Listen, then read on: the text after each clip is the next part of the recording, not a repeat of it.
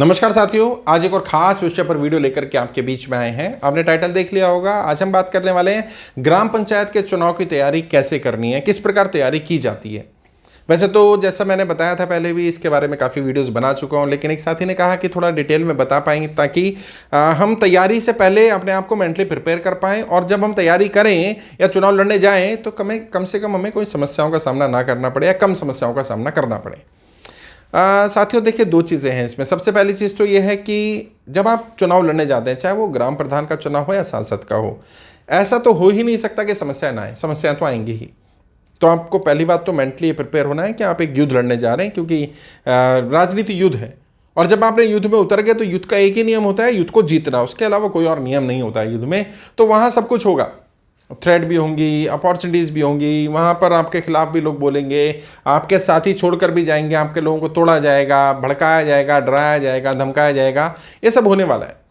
तो अगर तैयारी करनी है तो सबसे पहली तैयारी क्या करनी है, मानसिक स्तर पर करनी है कि मुझे, और कोई भी चुनाव की ग्राम स्तर पर ये तैयारी थोड़ी ज़्यादा करनी पड़ती है, क्योंकि ग्राम स्तर का चुनाव जो है वो टफ है। और मैं तो कई बार बोलता हूँ ट्रेनिंग में, तो कई लोग हैरान हो जाते हैं ये बात सुन करके, जो पहली बार इसको सुनते हैं कि ये सर ने क्या बोल दिया। बट ये सच्चाई है कि सांसद बनना आसान है, ग्राम प्रधान बनना मुश्किल है। जी हाँ, सांसद बनना आसान है क्योंकि सांसद में पर्सनल दुश्मनी नहीं होती है, और जनरली पार्टी का जनाधार का, लोगों का, आइडियोलॉजी का वो एक बैटल होता है। बट ये जो ग्राम स्तर है ना, ये लड़ाई पर्सनल लड़ाई है। सामने वाला आपसे दुश्मनी निकाल लेगा और वो चुनाव के बाद भी चलेगी, और कई बार तो गैंग वॉर हो जाते हैं साहब। जी हाँ, हारने वाला व्यक्ति कुछ भी कर सकता है और जीतने वाला भी कर सकता है। दुश्मनी इतनी बड़ी हो जाती है कि एक दूसरे की शक्ल नहीं देखते हैं। तो ग्राम स्तर पर सबसे पहली तैयारी तो मेंटली प्रिपेयर होकर के करनी है कि आप एक बड़ी लड़ाई लड़ने जा रहे हैं। ये कोई छोटा मोटा चुनाव नहीं होने वाला है, ये बड़ा चुनाव है। और बड़ा मतलब सांसद से भी ज़्यादा बड़े स्तर का चुनाव है, क्योंकि यहाँ डायरेक्ट फाइट होने वाली है, आमने सामने का मुकाबला होगा। दूसरा, अपने फाइनेंशियल लेवल पर थोड़ा तैयारी करनी पड़ेगी आपको। एक तो चुनाव में पैसा लगेगा, दूसरा जो आप काम धंधा करते हैं उस पर भी इम्पैक्ट आ सकता है। मान लीजिए कोई कॉन्ट्रैक्ट का काम आपने किया होगा, सरकारी या प्राइवेट, या मान लीजिए कोई स्कूल चलाते हैं आप, इंस्टीट्यूशन चलाते हैं, कहीं पर आप पत्रकारिता करते हैं, कोई नौकरी करते हैं, काम धंधा करते हैं, छोटा मोटा कुछ कर रहे हैं, वहाँ पर आँच आएगी। और मैं नहीं कह रहा हूँ आ सकती है, आएगी ही। और उसमें कमियां ढूंढी जाएंगी, उसमें क्या कमियां रहीं, क्या अनियमितताएं पाई गई। आप नौकरी पर जाते थे और वहाँ पर कुछ गलत हुआ है, आपके स्कूल कॉलेज में जहाँ पर आप पढ़ाते हैं या पढ़ते हैं या काम धंधा करते हैं, जो बिज़नेस आप करते हैं उसमें कैसे काम किया आपने, किस स्तर पर काम किया, कितने ईमानदार रहे हैं। और जहाँ पर आप ईमानदार रहे हैं वहाँ भी कमियाँ निकाली, और जहाँ आप गड़बड़ की है उसे तो फिर हाईलाइट किया ही जाएगा। तो फाइनेंशियली कैसे मैनेज करेंगे, क्योंकि जब आप चुनाव पे उतरेंगे, और ये मैं ये नहीं कह रहा हूँ कि सांसद या विधायक में क्या होता है, चुनाव के लिए फाइनेंशियली आपको मेंटली प्रिपेयर होना पड़ता है, फाइनेंशियली प्रिपेयर होना पड़ता है। चुनाव जीत जाने के बाद आप उसको, अपने काम धंधे को मैनेज कर सकते हैं, और हार जाने के बाद भी मैनेज कर सकते हैं। यहाँ क्या होगा, यहाँ दोनों ही केस में आपको उस काम धंधे को चला पाना मुश्किल होगा। हार गए तो भी मुश्किल होगा, जीत गए तो भी मुश्किल होगा, क्योंकि हार गए तो सामने वाला जो जीत जाएगा वो आपको आसानी से काम नहीं करने देगा, आसानी से आपको छोड़ेगा नहीं, क्योंकि आपकी दुश्मनी जनरली बड़ी हो जाती है दुश्मनी, और फिर वो लड़ाई का रूप ले लेती है। और अगर आप जीत गए तो फिर आप प्रधान बनने के बाद या मेंबर बनने के बाद भी दिक्कतें आएंगी आपको अपने काम में। लोग फालतू की कमियां निकालेंगे, उल्टे सीधे एलिगेशंस लगाने शुरू करेंगे। तो बेहतर ये होगा कि फाइनेंशियली अपने आप को थोड़ा ठीक कर लें, कम से कम इतना ठीक कर लें कि आपका घर का खर्चा वगैरह चल जाए। तीसरा है आपको चुनाव के स्तर पर तैयारी करना, अपनी टीम को बिल्ड करना। ऐसे लोगों को आइडेंटिफाई करिए आपकी टीम में जो पोटेंशियल वाले हों, जो कैपेबल हों, जो अपनी बात रख सकते हों। और आप चुनाव क्यों लड़ने जा रहे हैं, इस बात को आपने नहीं रखना है, आपकी टीम ने रखना है। उन लोगों को आइडेंटिफाई करिए जो उन मुद्दों पर राय रख सकते हो सकता है वर्तमान प्रधान ने काम अच्छे ना किए हों, कमियां हों, या काम में गलतियां रही हों, करप्शन किया हो, घोटालेबाजी की हो, काम किया ही ना हो, उसके ऊपर बात रखने वाले लोग, वो लोग जो मुखर होकर के बिल्कुल हेड ऑन ले सकते हो, ऐसी टीम तैयार करिए। कितने लोगों की टीम, कम से कम 9 लोगों की कोर टीम तैयार करिए। ये 9 लोग जो होंगे वो आपके चुनाव को मैनेज करने का काम करेंगे। और ये 9 लोगों की टीम डिपेंड करता है कि आप अगर लोकसभा चुनाव लड़ रहे हैं तब भी 9 लोगों की टीम है, विधानसभा लड़ रहे हैं तब भी, जिला पंचायत लड़ रहे हैं तब भी, और ग्राम प्रधान का लड़ रहे हैं तब भी। लेकिन इन 9 लोगों के काम अलग अलग हो जाते हैं। सांसद लेवल पर इनको सिर्फ मैनेज करना है, और ग्राम स्तर पर इनको काम को करना है। और इन 9 लोगों को अलग अलग काम दिए जाएंगे, अलग अलग एक्टिविटीज़ दी जाएंगी, उनको करना होगा। बूथ की स्थिति देख लीजिए, बूथ कितने होंगे। जनरली अगर ग्राम सभा छोटी है तो 2 या 3 बूथ होते हैं, बड़ी है तो मान लीजिए 10,000, 15,000, 20,000 वोट है, ऐसी भी विधानसभा ग्राम सभा है। तो वहाँ जब 15,000 वोट हैं, 20,000 वोट हैं, तो वहाँ पर 15-20 बूथ हो सकते हैं, 30 भी हो सकते हैं। तो बूथ की टीम बनानी पड़ेगी, बूथ कमेटियाँ बनानी पड़ेंगी।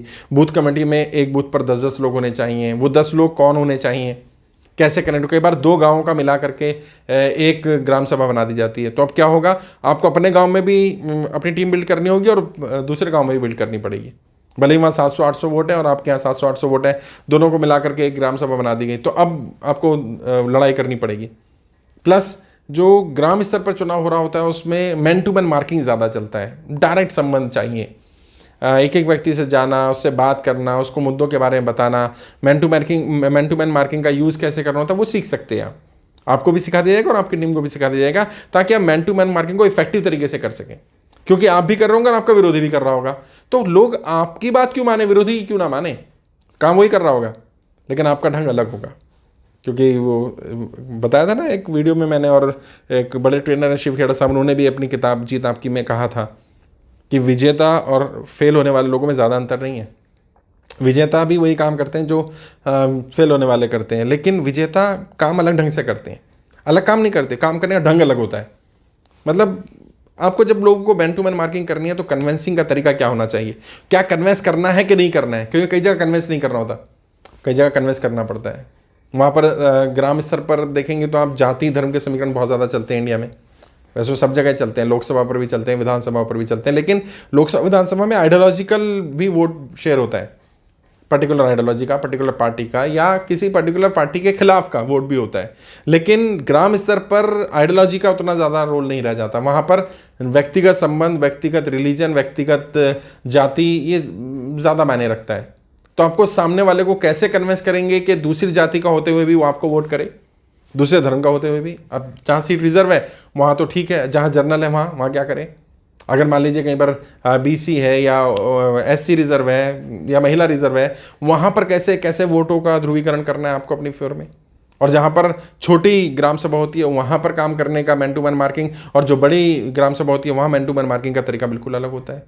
तो आपको मैन टू मैन मार्किंग करना पड़ेगा, एक एक व्यक्ति से मिलकर के अपनी बात रखनी पड़ेगी, मुद्दों को आइडेंटिफाई करना पड़ेगा, आपको रोड मैप प्लान करना पड़ेगा। पूरे इलेक्शन का एक रोड मैप होता है जिसमें पूरा कैंपेन तैयार किया जाता है। वैसे तो अभी तक लोग खुद ही करते थे, पोस्टरबाजी, बैनरबाजी, ये सब करना, लेकिन अभी क्या कर दिया, उसको सिस्टमेटिक कर दिया गया। अभी सोशल मीडिया एक्टिव हो गया तो सोशल मीडिया पर अपनी बात रखना, slogans writing, speech delivery, communication, personality, ये सब चीज़ों का रोल ऐसा ऐसा बढ़ रहा है। पढ़ाई लिखाई का बड़ा रोल हो जाता है। अगर आप पढ़े लिखे हैं तो अलग महत्व होता है, अगर पढ़े लिखे नहीं है तो अपनी बात को कैसे डिफेंड करना है कि आप पढ़े लिखे नहीं हैं और फिर भी आपको ग्राम प्रधान या ग्राम सभा का सदस्य क्यों बनाया जाए। तो अगर हम इन सब चीज़ों को तैयार कर पाएँ और इस तरह से अपने आप को मेंटली प्रिपेयर होकर के, फाइनेंशियली प्रिपेयर होकर के, पॉलिटिकली प्रिपेयर होकर के राजनीति में उतरें तो ज़्यादा बेहतर रहेगा। और कितने दिन पहले तैयार करना है, कम से कम चुनाव से 3 महीना पहले, जब चुनाव होने वाला हो 3 महीना पहले आपको ये सारी चीज़ें तैयार कर लेनी है। चुनाव एक्चुअल में क्या है, युद्ध है। आचार्य चाणक्य कहते हैं जब युद्ध लड़ने जाओगे तो तैयारी करने का समय नहीं मिलेगा, युद्ध लड़ोगे या तैयारी करोगे। इसलिए युद्ध की तैयारी युद्ध से पहले करना, तो कम से कम 3 महीने पहले आपने अपनी सारी टीम, सारी चीज़ें, फंड, मेंटली प्रिपरेशन, ग्राउंड पर राजनीतिक प्रिपरेशन सब तैयार कर लेनी है।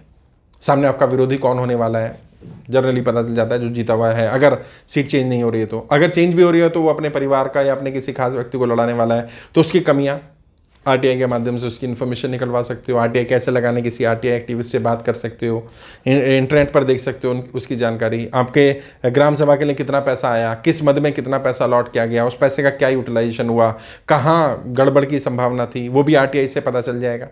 क्योंकि ग्राम प्रधान क्या कह रहा है, ग्राम सभा के सदस्य क्या कह रहे हैं, कितना पैसा आया और कितना लगाया, और एक्चुअल में सच्चाई क्या है वो पता चल जाएगा आपको।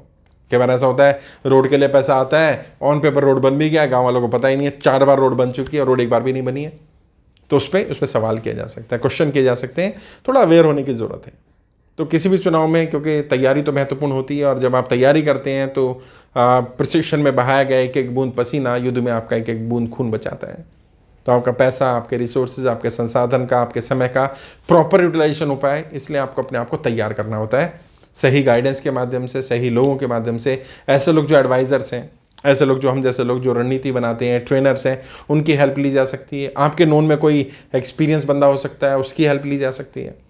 और सबसे बेहतर तरीका तो जो मैं अक्सर बताता हूँ कि आप आइए और 45 मिनट का टाइम दीजिए पहले, ये देखने के लिए कि क्या आप राजनीति के लिए बने हैं कि नहीं बने।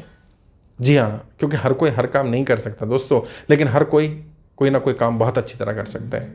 और कई बार ऐसा भी होता है कि आपका स्तर बहुत बड़ा होता है और आप नीचे स्तर के लिए तैयारी कर रहे होते हैं और इसलिए आप फेल हो जाते हैं, तो आपको अपना स्तर भी चेक कर लेना चाहिए। तो इसके लिए 45 मिनट का समय दीजिए, आइए बात करेंगे हम लोग। और जितनी मैं गाइडेंस दे सकता हूँ वो वीडियो के माध्यम से तो दे ही रहा हूँ मैं आपको, और आगे भी देता रहूँगा। लेकिन अब सारी बातें घूम फिर करके आप ट्रेनिंग के कंटेंट जानना चाहते हैं तो थोड़ा सा मुश्किल होगा मेरे लिए भी, क्योंकि मैं उतनी बातें खुल करके नहीं बता पाऊँगा। समस्या है कि मैं थोड़ी थोड़ी तैयारी करके बता रहा हूँ। अब अगर सारी वीडियोस को आप 10-10 मिनट की 5-6 वीडियोस हैं हमारे चैनल पर ग्राम प्रधान या ग्राम सभा से रिलेटेड, अगर सबको सुन लेंगे तो कुछ कुछ कंटेंट मिल जाएगा, लेकिन अल्टीमेटली तैयारी तैयारी है।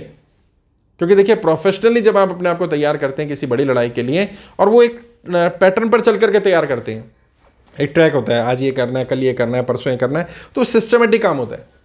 बाकी तो आधी अधूरी कोई चीज़ यहाँ से मिल गई, कोई यहाँ से मिल गई, कोई वहाँ से मिल गई, तो वो तैयारी पूरी नहीं है। तो अगर आप सीरियस हैं, चुनाव लड़ना ही चाहते हैं, तो थोड़ा 45 मिनट का समय निकालिए, 5-7 हज़ार रुपये आप अपने ऊपर खर्च करिए, ताकि कम से कम आपको पता चल पाए। और टेलीफोनिक काउंसलिंग ले सकते हैं ना, 45 मिनट का समय फ़ोन पर मिल जाएगा, फ़ोन पर ले लीजिए। मर्जी आपके, जैसे भी आप चाहें। आपके उज्जवल राजनीतिक भविष्य के लिए हार्दिक शुभकामनाएं। जय हिंद, जय भारत।